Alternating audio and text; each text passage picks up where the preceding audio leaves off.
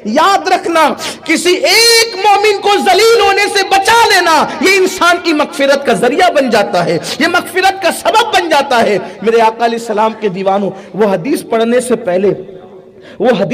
سے پہلے میں ایک بات آپ کو بتاؤں کہ ٹرین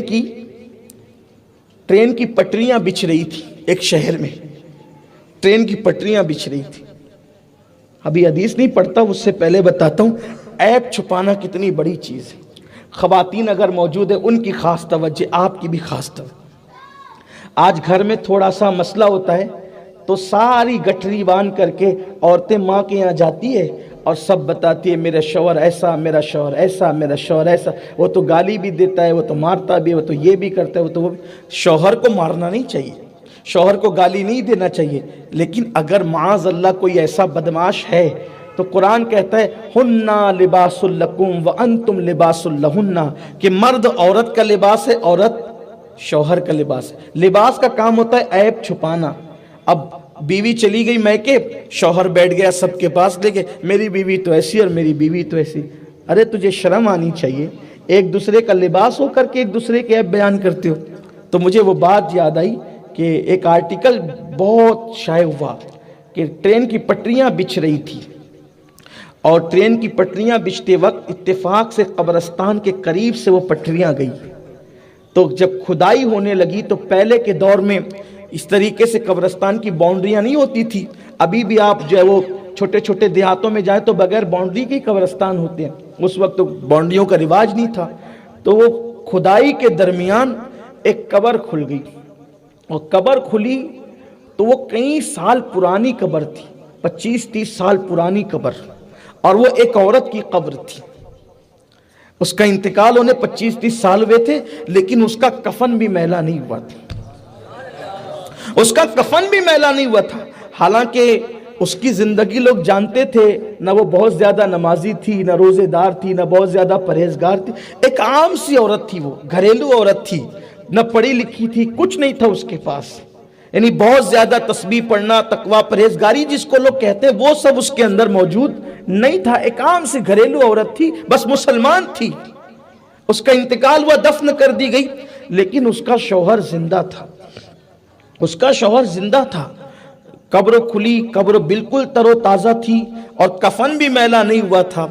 تو قبر بہرحال ڈھانک دی گئی اور پٹریاں دور سے لے جائی گئی پھر، لیکن لوگ اس کے شوہر کے پاس پہنچے، اور شوہر کے پاس پہنچنے کے بعد کہتے ہیں کہ سچ بتانا تمہاری بیوی کی نیکی کیا تھی جس کی وجہ سے 25-30 سال ہو گئے لیکن ابھی تک اس کی قبر کو نے جو ہے وہ اس کی کفن کو بھی میلا نہیں کیا۔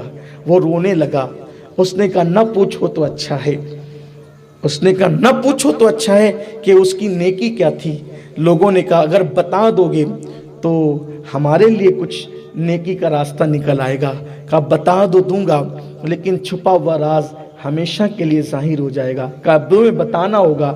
جب لوگوں نے بہت اس کو پریشر کیا، ٹارچر کیا، تو اس نے روتے ہوئے بتایا کہ میری جس دن سے اس کے ساتھ شادی ہوئی تھی، ماں باپ نے زبردستی شادی کر دی تھی میری، حالانکہ میں شادی کے قابل نہ تھا۔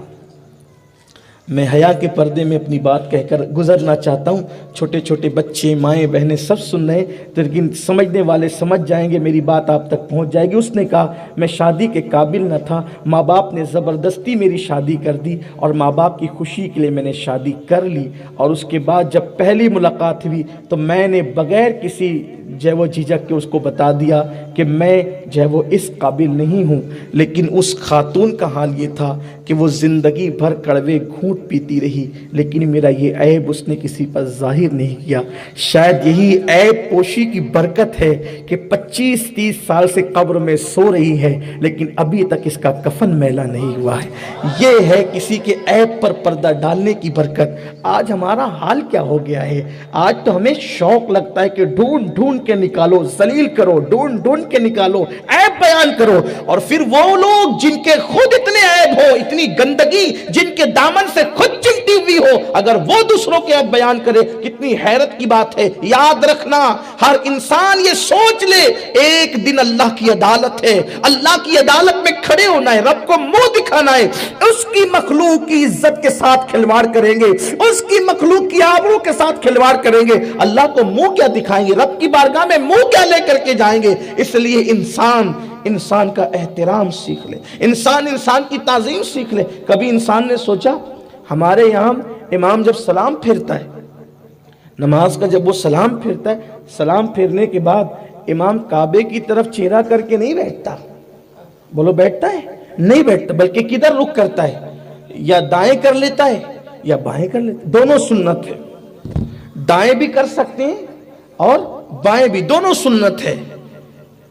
ہم لوگ دائیں اس لیے کر لیتے ہیں کہ ہمارا عقیدہ یہ ہے کہ دائیں طرف مدینہ منورہ ہے، اس لیے بھی کر لیتے، لیکن اگر کوئی بائیں بھی کر لے تو یہ خلاف سنت نہیں ہے، یا دائیں یا بائیں، لیکن مقتدی کی طرف پیٹھ کر کے نہیں بیٹھنا۔ وجہ اللہ اکبر، نماز میں اس لیے پیٹ کر کے کھڑا تھا کہ مجبوری تھی کہ کعبے کی طرف رخ ہونا چاہیے، لیکن اب نماز ہو گئی ہے تو اتنے سارے مومنوں کی طرف پیٹ کر کے نہ بیٹھے، بلکہ یا تو دائیں رخ کر لے یا تو بائیں رخ کر لے۔